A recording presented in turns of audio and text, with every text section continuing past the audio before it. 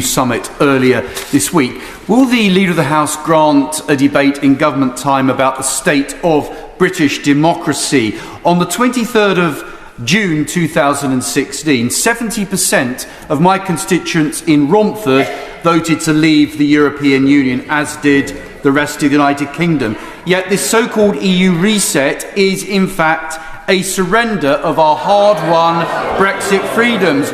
Rule-taking from Brussels once again, ECJ back in charge, British fish handed over to 2038, and billions of payments back to the European Union. Will the Leader of the House please let the British people's views be paramount and not the short-term views of this government?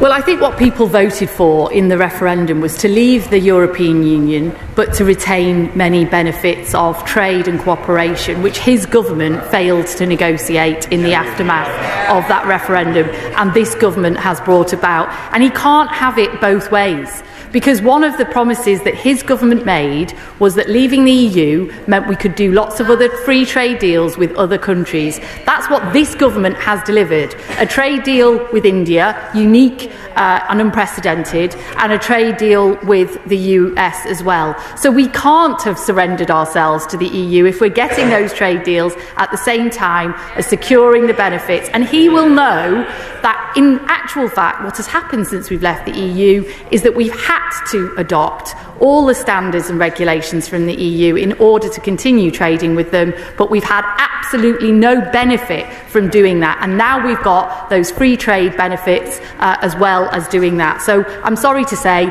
our deal is far better than the deal that his government got.